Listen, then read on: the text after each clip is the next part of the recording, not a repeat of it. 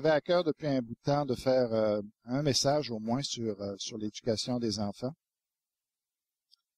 Et j'ai pris toute la journée d'hier, à part la semaine, bien sûr, mais hier, mon auto, je pouvais pas m'en servir. Ça fait que le Seigneur m'a donné la possibilité de rester à la maison, puis de méditer. J'avais déjà un message de près. Finalement, en méditant, il y en a un deuxième qui est né, je peux dire. Et finalement, c'est un troisième message que j'ai à cœur de vous emmener ce matin. Et puis, il a été inauguré, ce message-là, par Charles, mercredi, qui a mis la table puis dans ma réflexion aussi, en nous parlant de sa souffrance depuis 13 ans. Et ça nourrit ma pensée, et j'ai continué à élaborer sur ce sujet-là. Et c'est ce que je veux vous présenter ce matin. Je pense que ça va être très encourageant de voir ce que Dieu dit dans sa parole à ce sujet-là. Et puis, mais juste avant d'aller plus loin, on va aller dans la prière.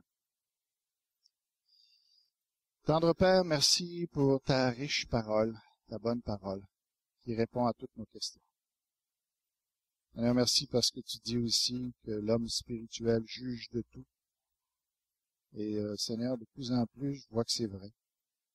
Ta parole touche à tous les sujets et elle a une réponse satisfaisante. Si c'est pas complète, au moins satisfaisante sur tous les sujets.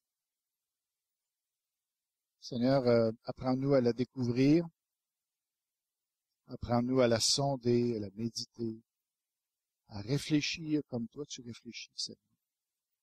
On sait que lorsqu'on est venu à toi, que nos pensées n'étaient pas tes pensées, et il faut que tu renouvelles notre intelligence pour qu'on soit amené à penser comme toi, Seigneur.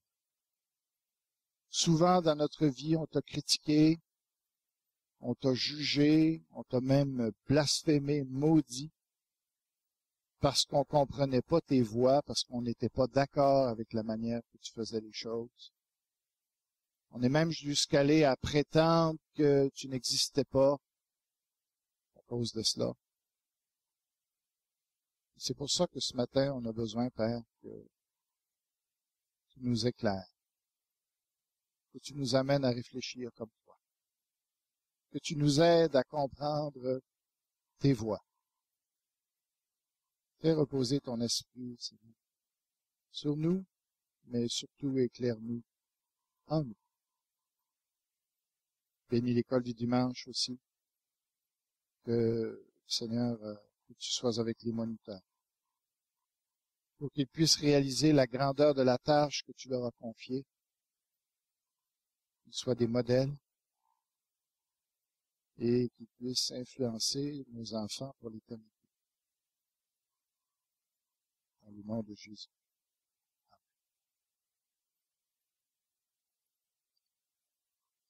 Alors Charles nous a dit que pendant 13 ans, fait 13 ans qu'il souffre, qu'il prie, qu'il n'est pas une journée sans penser.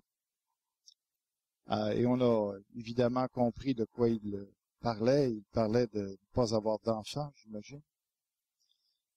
Et on sentait évidemment sa déception, mais il nous a donné un vraiment bon message mercredi. Et c'était très, très bien. Il nous a fait réfléchir sur comment ce qu'on attend de Dieu n'est pas ce que Dieu a pour nous, et Dieu a des choses bien meilleures pour nous.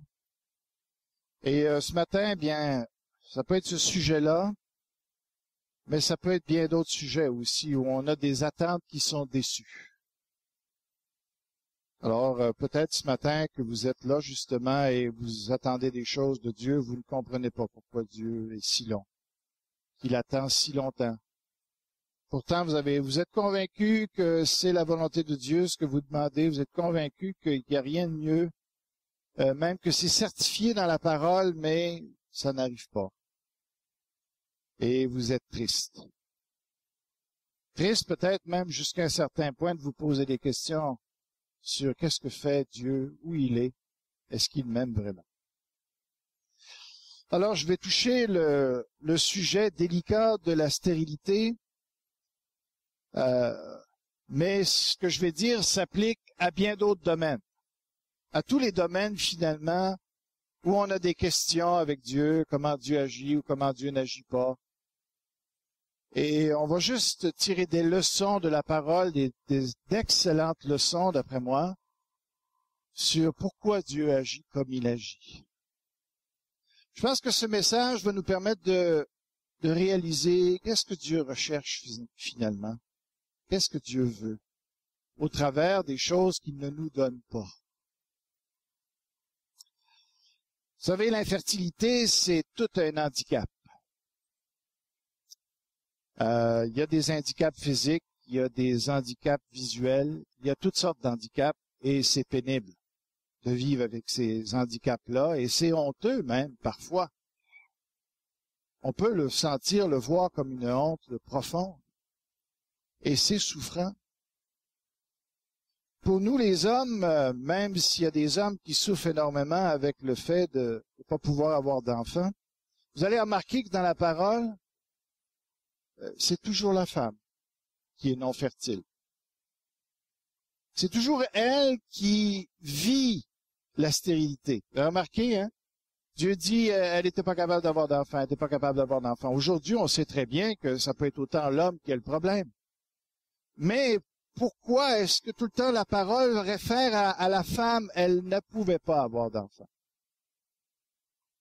Parce que c'est elle qui le vit particulièrement d'une façon pénible et difficile. Parce que c'est sa raison d'être. C'est son identité. Et si elle peut pas avoir d'enfants, on peut juste un petit peu faire un parallèle, nous les hommes, avec le travail. Imaginez que vous êtes pas capable vous voulez travailler. Et c'est votre joie de travailler, mais vous êtes un peu comme mon père qui, à l'heure actuelle, a été un travaillant inarrêtable, qui aujourd'hui, à cause de ses genoux, ses prothèses et tout ça, qui est même plus capable de prendre soin de lui. C'est pénible. Et s'il y avait une chose que mon père n'aurait pas pu tolérer, c'est d'être sans travail. Les hommes qui ont passé par des périodes où ils ont justement pas eu de travail et qui se cherchaient, on les a vus se chercher. On les a vus se poser des questions, c'était quoi leur utilité? C'est pas facile. C'est souffrant. Mais l'infertilité, c'est une des choses les plus souffrantes. Alors, j'amène ce message-là, pas pour tourner le fer dans la plaie, c'est certain. J'aurais aucun désir, aucun plaisir à faire ça. Mais lorsqu'on comprend des choses, ça nous aide aussi. Et puisqu'on est une église, puisqu'on est une famille, je peux pas juste en parler en privé. Parce que c'est une question de communauté, une question de soutien mutuel, une question de compréhension mutuelle. Parce qu'on est tous impliqués. La Bible dit, pleurez avec ceux qui pleurent. Mais pour pouvoir pleurer avec ceux qui pleurent, il faut savoir qui pleure. Et il faut savoir de quoi ils pleurent. Et jusqu'à quel point ils pleurent. Alors j'ai décidé de faire ce message, de traiter la question. Et je pense que Dieu a beaucoup de choses à dire là-dessus. C'est une anomalie, la stérilité. Je dis ça pour deux raisons. Une anomalie, je dirais, spirituelle. Les gens de ce monde ne voient que quelque chose de mécanique dans le problème. Pour nous, c'est beaucoup plus que ça. Pour nous, il y a les raisons mécaniques, mais il y a les raisons au-delà de ça, de qu'est-ce que Dieu est en train de faire. Il y a deux anomalies du point de vue de Dieu par rapport à la stérilité. Une des choses qui paraît le plus étrange qui soit dans la parole, c'est la stérilité. Vous savez pourquoi? Parce qu'il n'y a rien que Dieu veut plus que les couples et des enfants. C'est une contradiction aberrante de voir que Dieu encourage les couples à avoir des enfants et de l'autre côté, il y a la stérilité. Et bibliquement, Dieu n'échappe pas ses responsabilités dans le domaine parce qu'il y a des expressions comme Dieu a fermé le ventre de cette femme. Il en prend toute la responsabilité. C'est une anomalie. Pourquoi d'un côté, il veut peupler, il veut voir son image se propager, parce que c'est ça les enfants. C'est l'image de Dieu qui se multiplie sur la terre. C'est de voir toute la sagesse, toute la diversité, toute l'intelligence, toute la complémentarité de Dieu se multiplier sur la terre. Pour lui, Dieu, il n'y a pas de problème avec la surpopulation. Ça n'est pas un problème pour lui, parce qu'il voit sa gloire au travers de chaque individu qui manifeste un aspect de Dieu.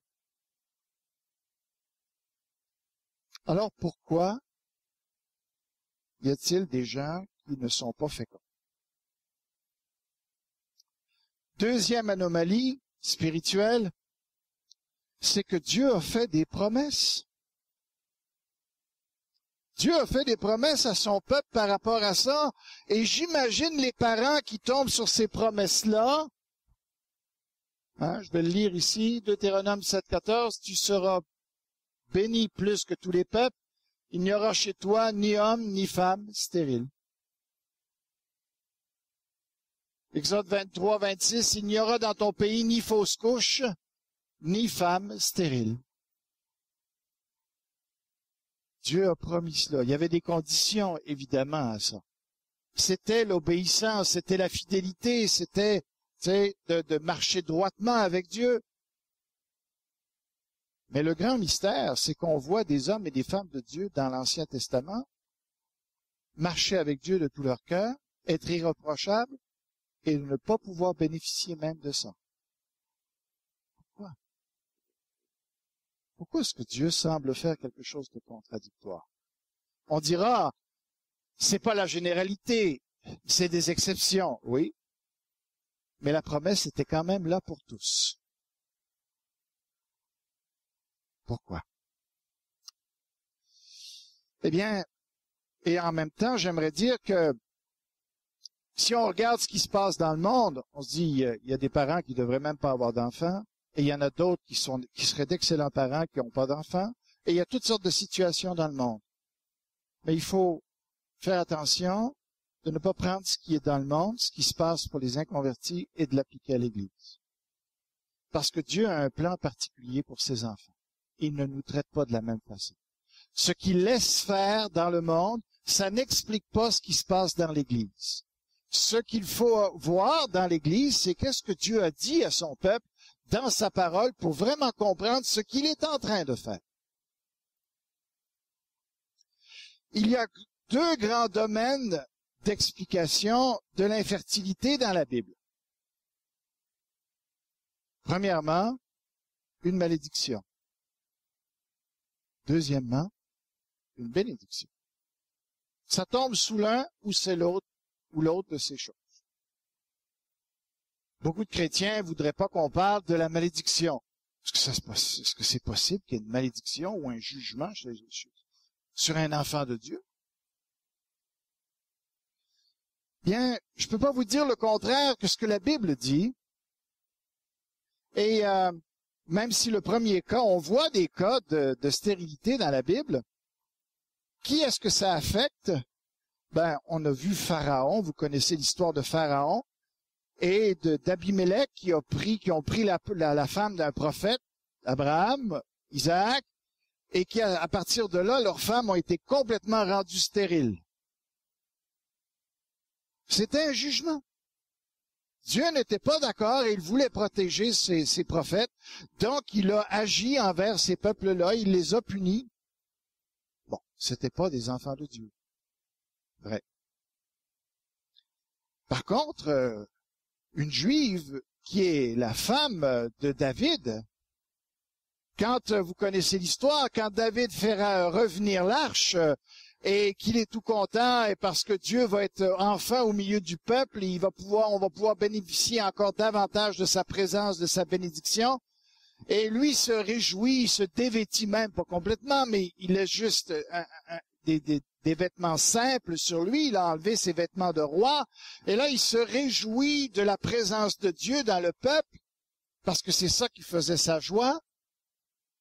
Et sa femme, le regardait à la fenêtre. Michal le regardait à la fenêtre et puis elle l'a jugé dans son cœur. Elle a dit, tu parles d'une histoire pour un roi de faire quelque chose comme ça. De se mettre à nu comme ça devant ses serviteurs. Quelle dignité! Bien, la Bible dit qu'à cause de cela, Dieu a rendu stérile Michal à tout jamais. Elle n'a jamais pu avoir d'enfant.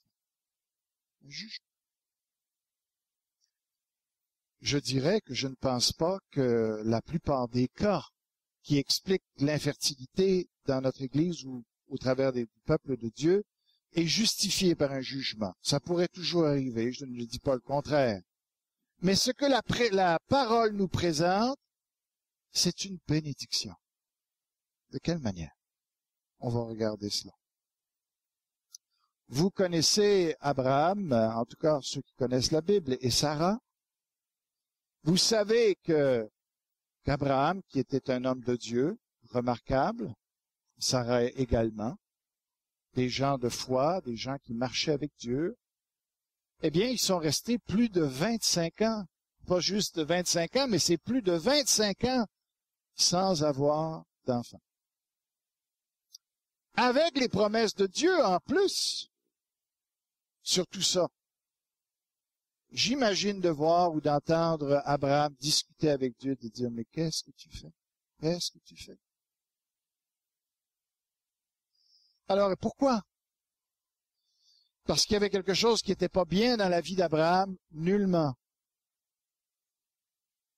Et Dieu voulait travailler quelque chose dans la vie d'Abraham.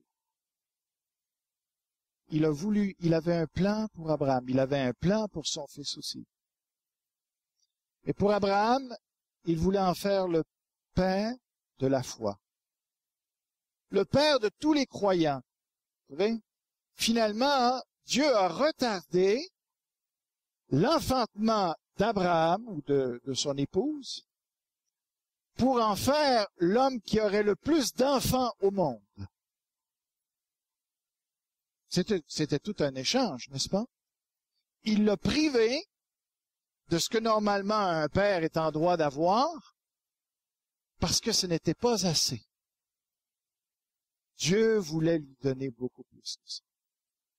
Mais Dieu voit dans une perspective éternelle. Dieu voyait l'éternité. Et Abraham, dans l'éternité, va voir tous ses enfants. Tous les sauvés, tous les rachetés vont traiter dans l'éternité, vont traiter Abraham comme leur papa. Avec la même intimité avec laquelle on traite un père. Dieu voulait ça pour Abraham. Ça dépassait toutes les notions qu'Abraham pouvait vouloir, pouvait concevoir. Et voilà ce que Dieu voulait pour lui. Et il voulait bâtir un homme de foi. Alors il a touché.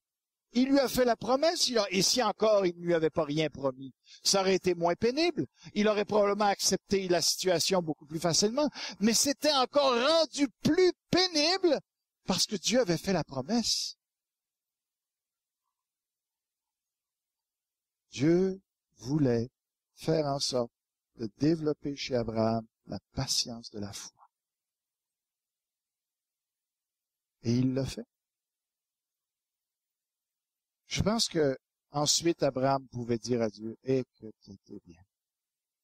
Et que c'était bon ce que tu as fait. Et surtout quand il va être dans l'éternité, il va se tourner vers Dieu et il va dire, j'ai longtemps douté de toi, mais aujourd'hui, comme je te remercie. Donc, l'infertilité, ça aide à la foi. Dieu développe au travers de ça la foi. Est-ce que c'est tout? Est-ce que c'est la seule raison pourquoi Dieu crée l'infertilité? Non. Rebecca.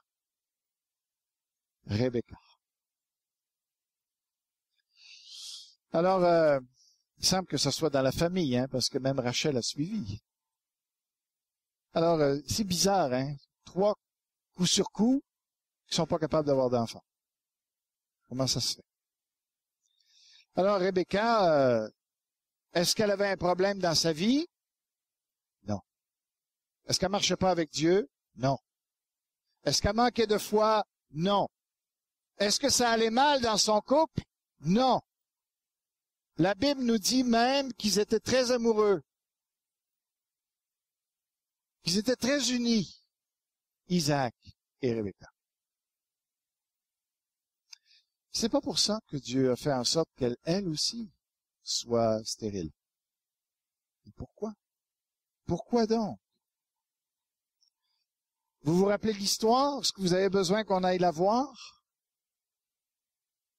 Ça se trouve dans Genèse 25, si vous voulez juste regarder. Non, vous n'avez pas besoin, je vais quand même l'expliquer. Alors, vous savez que Jacob est allé devant Dieu à ce moment-là, pas Jacob, Isaac, est allé devant Dieu, et il a prié pour sa femme. Il a dit, Seigneur, et j'imagine qu'avec son père, hein, il a dû se dire, s'il faut que j'attende 25 ans, mon ami. En tout cas, j'imagine qu'il devait souhaiter à ce que sa femme, ça connecte plus et plus rapidement. Alors, il a prié, il a demandé pour son épouse. Et il se semble que Dieu a répondu assez rapidement. Et là, il était enceinte, etc. Ça devait être la joie, hein, évidemment. Et puis là, la bédaine était spécialement grosse. Il y avait des jumeaux. Et des jumeaux qui étaient assez actifs parce qu'ils se battaient l'un l'autre. Alors, elle était découragée de ça parce que pour eux, hein, ce qui est dans le ventre, c'est ce qui va sortir aussi. C'est pas déconnecté. C'est des vraies personnes là, qui sont là-dedans. Puis si on commençait déjà à chicaner là, ça va se poursuivre après. Ils concevaient pas les choses comme nous. Alors la bagarre est pognée dans le ventre, ils n'ont pas attendu longtemps. Et puis là, ils vont devant Dieu, mais pourquoi? Pourquoi alors? Ça sert à quoi? Et là, Dieu leur explique qu'est-ce qui va arriver. Il dit, il y a 2 nations qui vont sortir, 2 enfants, 2 nations qui vont sortir de ce ventre-là, et des nations qui vont être continuellement opposées l'un à l'autre. C'est les Juifs et les Édomites, qui sont aujourd'hui les Jordaniens en partie. Et cette opposition, elle continue au travers des siècles. Et si vous remarquez dans la parole, pourquoi est-ce que Dieu a permis cette situation-là? Pour nous expliquer des choses, 2 choses principalement. Il a voulu expliquer d'abord aux Juifs, voici comment je vous aime. Pourquoi? Parce que la Bible nous dit qu'il a choisi Jacob, qui a donné la nation d'Israël, et il a haï les Édomites. Il faut comprendre ce que veut dire le sens d'haïr dans ce contexte-là. Mais au travers de ça, quand les Juifs se sont posé des questions sur l'amour de Dieu pour eux, Dieu leur dit, il les rappelle, souvenez-vous de Rebecca et des 2 enfants? Il dit, vous vous rappelez que j'ai choisi Jacob? Alors les Juifs pouvaient se dire, en voyant ce qui se passait avec Édom et en faisant la comparaison, ils pouvaient se dire, c'est vrai quand même qu'on est traité favorablement par toi. Pourquoi Dieu s'est servi de cette infertilité-là momentanée pour leur enseigner, au travers de la distinction, voyez comment je vous aime, comment je vous ai traité d'une façon extraordinaire. C'est pas qu'Édom était maltraité par Dieu, mais il n'avait pas les mêmes privilèges que le peuple juif a eu. Première des explications, Dieu s'est servi donc de cet événement-là pour expliquer son amour à son peuple. Et plus tard, Paul, qu'est-ce qu'il va faire? Il va reprendre ça pour expliquer, pour nous expliquer l'élection. Pour nous expliquer qu'on n'est pas sauvé par les œuvres, mais qu'on est sauvé uniquement à cause de l'élection de Dieu, qui a décidé de venir nous chercher malgré qu'on voulait rien savoir de nous. La situation, l'infertilité de Rebecca est là pour nous montrer comment Dieu nous aime, comment Dieu est venu nous chercher et comment c'est lui qui fait ce qu'on est aujourd'hui.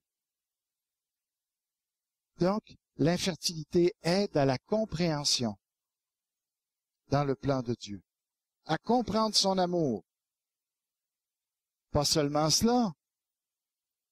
Qu'est-ce qui est arrivé avec Rachel? Elle aussi est rendue stérile par Dieu. Mais vous vous rappelez de l'histoire. Alors, Jacob est tombé en amour avec Rachel. Ah, mon ami, il aurait tout fait. Il a travaillé 7 ans pour elle. Je veux dire, c'était la folie. Le temps avait arrêté. Il n'y avait plus de temps. On lui aurait demandé 700 ans et ils auraient travaillé pour sa Rachel. Il était tellement amoureux d'elle. Ça a passé, mon ami, rapidement. Il était tellement désireux de l'avoir.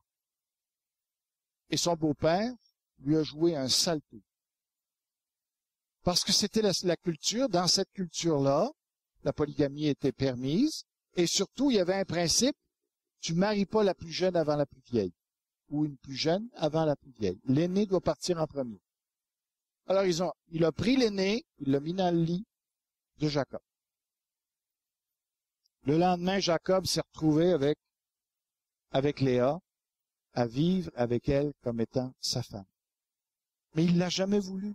Il l'a jamais désiré. Il l'a peut-être même jamais regardé. Il n'a pas Rachel, il a Léa. Son beau-père lui explique c'est comme ça que ça marche dans le pays ici. Imaginez la situation qui s'est créée, la pauvre Léa. Son père qui l'a mis dans une situation comme ça.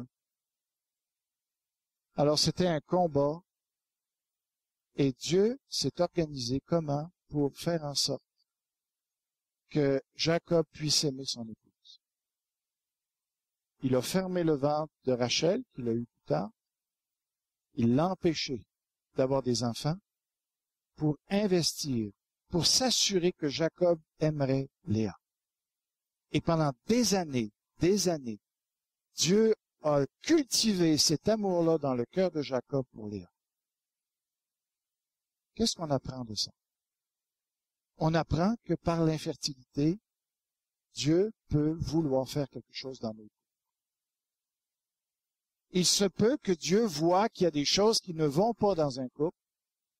Sans parler de péché, on a tous des difficultés. Pourquoi est-ce que Dieu choisit d'opérer de cette manière plutôt que d'une autre? Il le sait. Mais Dieu peut choisir de dire, non, j'aime mieux que le couple soit différent avant que les enfants entrent dans cette situation. Il a le droit de faire ça. Il est Dieu. Parce qu'il ne pense pas juste qu'à nous. Il pense aux enfants aussi. Et il pense aux générations futures. Et il pense à l'éternité. Qui sommes-nous pour discuter? Lui sait. Moi, je ne sais pas les raisons. Mais lui sait les raisons. Et on doit se soumettre et lui faire confiance. Donc, l'infertilité, ça aide au couple aussi. C'est une autre raison. Ça aide à la foi. Ça aide à la compréhension de l'amour de Dieu. Ça aide aussi à l'amour dans le couple. Mais il y a d'autres raisons. Un des plus beaux cas est le cas de Anne. On connaît tous.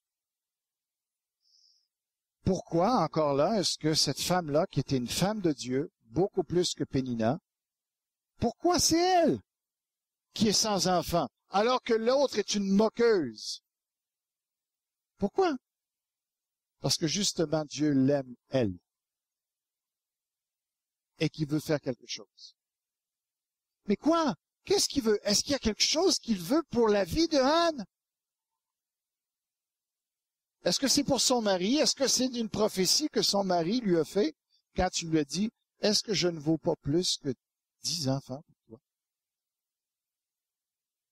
Est-ce que Dieu était en train de vouloir passer au travers de Elkana, son mari, pour lui dire, tu sais, je suis là, moi aussi. Et que l'épouse doit aussi faire passer son mari selon les priorités de Dieu. Est-ce que Dieu voulait faire ça? Ou est-ce que Dieu encore voulait apprendre à Anne à pardonner? Parce que l'autre était tannante, pas à peu près. Elle l'insultait, elle lui montrait à dire, t'es une femme qui est... Qu'est-ce qu'elle lui disait de tout ce qu'elle a pu trouver de plus méchant par rapport au fait qu'elle ne pouvait pas porter d'enfant, elle lui a envoyé par la figure. Et on voit Anne qui saisit la grâce de Dieu pour ne jamais répliquer. Dieu voulait cultiver ce pardon-là dans la vie d'Anne. Et il s'est servi de l'infertilité. Quand on arrive au cas de Zacharie et Élisabeth, ça, eux autres, ils battent les records. Hein? En Israël, on se marie assez jeune. On se marie, on peut avoir 12, 13 ans, 14 ans, c'est pas rare. La Bible dit qu'ils sont assez vieux. Ils disent pas leur âge, mais assez vieux. On peut calculer que ça fait 60 ans. Alors Abraham, c'est de la petite bière à comparer de ça, au niveau de l'attente. Ce couple-là, pourquoi? Parce que c'était un couple qui marchait pas avec Dieu, c'était un couple qui avait des péchés dans leur vie, c'était un couple... Non. La Bible dit, et elle insiste que c'était des gens irréprochables selon la loi. Tu pouvais pas trouver plus fidèle en mariage, plus fidèle par rapport à la loi de Dieu que ce couple-là, Zacharie et Élisabeth, pas d'enfants.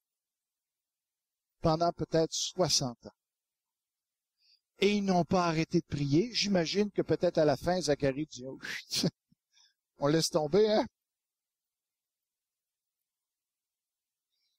Et l'ange est arrivé, puis il a dit, Dieu a exaucé ta prière. Après tant de temps. Pourquoi? Parce que Dieu veut aussi développer notre caractère et la persévérance. Tu veux vraiment marcher avec moi? Tu veux comprendre que tu marches avec moi, pas parce que je te bénis. Tu marches avec moi parce que c'est ça la vie. C'est ça qui est bon, de marcher avec Dieu. Pas parce qu'il va nous donner des nananes, pas parce qu'il va nous donner des bonbons. On marche avec Dieu parce que c'est bon de marcher avec Dieu. C'est ça qui est normal. Alors Dieu a voulu faire apprendre cela à Zacharie, Élisabeth. Vous allez apprendre à être fidèles même si je vous donne pas ce que votre cœur souhaite.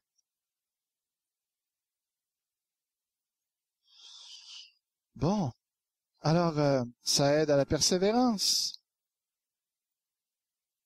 Mais il y a encore quelque chose de plus merveilleux que ça. Avez-vous remarqué tous les enfants qui sont nés ensuite de l'infertilité? Avez-vous remarqué que dans tous les cas qui sont mentionnés, quand c'était une bénédiction, aucune femme n'est restée sans enfant? Et quel enfant! Wow! De qui parle-t-on? On parle, excusez la photo, on parle d'Isaac, on parle de Jacob, on parle de son rêve, on parle de Joseph, on parle de Samson, on parle de Samuel, on parle de Jean-Baptiste. Qui sont ces gens-là? Parce que Dieu voulait expliquer quelque chose de son plan dans chacun des individus qu'il a là. C'est pour ça que Dieu a retenu la bénédiction. Parce qu'il a dit, quand il va sortir, il va être bien cuit. Il va être prêt pour la mission qu'il doit exercer. Dieu voulait se révéler au travers de ces enfants-là. Si vous attendez un enfant, qu'il ne vient pas, c'est parce que Dieu a un enfant spécial. C'est ce que la Bible nous dit. C'est ce que la Bible nous dit. Si Abraham a attendu aussi longtemps, c'est pour avoir Isaac. Isaac qui allait représenter quoi de Jésus? Qui allait parler de sa crucifixion? Qui allait parler de sa mort à notre place? Et Dieu a dit, il faut que je prépare le terrain. D'abord, le couple doit être préparé pour avoir un tel enfant.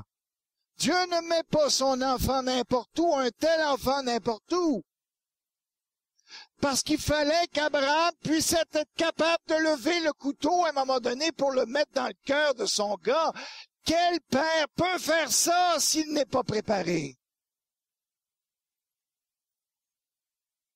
Pour qu'Isaac puisse représenter l'agneau sacrifié, il fallait que Abraham soit préparé. Il fallait que lui soit prêt à être sacrifié sur l'autel. Dieu sait ce qu'il fait. Jacob. Qu'est-ce que Jacob essaie? Qu'est-ce que Jacob veut nous montrer par rapport à Jésus-Christ? Si Isaac est l'agneau Jésus, le sacrifice, Jacob c'est quoi? Le vainqueur, l'intercesseur, celui qui nous ouvre le ciel. C'est pour ça, Dieu voulait préparer un homme qui allait représenter ça. Et on voit, si vous regardez l'histoire avec Laban, comment il lui a tout enlevé, comment il l'a trompé, vous pouvez comprendre toute la question de la victoire, même avec Isaac, après le conflit qu'il avait avec Ésaü. Plutôt. C'est fascinant de regarder la parole de cette manière-là. Quand, vous savez, il y a cette image ici, je voudrais juste, ça, vous la voyez pas bien là-dessus, mais cette fameuse image où il a eu ce songe-là qui ouvre, où il y avait une échelle et il y avait des anges qui se promenaient dans l'échelle. C'est bizarre comme truc, comme vision. Pourquoi? C'était pour nous dire qu'au travers de Jacob, il devait représenter que Jésus est celui qui nous ouvre le ciel. Et Dieu, dans l'Ancien Testament, avait déjà enseigné ça. Quand il a prié, qu'il a supplié, il a lutté avec l'ange juste avant, hein, c'est pourquoi? Pour nous montrer quelle a été la vie de Jésus avec Dieu finalement, qui a lutté, jusqu'à temps que la bénédiction tombe sur qui? Sur nous. Pour que nous soyons vainqueurs. Qui sommes-nous appelés dans l'Apocalypse? Qu'est-ce que ça dit, hein? Vainqueurs, vainqueurs! Jacob nous parlait de ça. Joseph. Qu'est-ce que Joseph? Pourquoi Joseph a vécu tant de difficultés? Pourquoi, est-ce que, justement, Rachel a attendu si longtemps? On a vu, mais c'était aussi pour Joseph. Parce que Joseph devait être le sauveur de la nation en allant en Égypte, en devenant le prince de l'Égypte. Il représente quoi? De quoi nous parle Joseph? Il nous parle que Jésus est le prince au-dessus de ce monde. Et quand vous regardez la vie de Joseph, eh bien, vous voyez, vous comprenez toutes les misères que Jésus a eues, toutes les injustices qu'il a subies. Samson. Samson, un autre. Sa mère était stérile aussi. Qu'est-ce que Dieu voulait faire? Il voulait faire un libérateur de Samson. Et c'est intéressant, parce qu'il l'a fait au travers comme d'un bois, hein, la mâchoire d'un âne, où il a libéré le peuple avec cette mâchoire-là qui représente quoi? La croix. Jésus est notre libérateur. Samson nous parle de la libération, de la puissance qu'il y a dans nos vies, la puissance pour la liberté. Et Jean-Baptiste, qui était le plus grand de tous les hommes. De tout l'Ancien Testament, le plus grand. C'est pour ça ses parents ont dû attendre si longtemps. Dieu sait ce qu'il fait.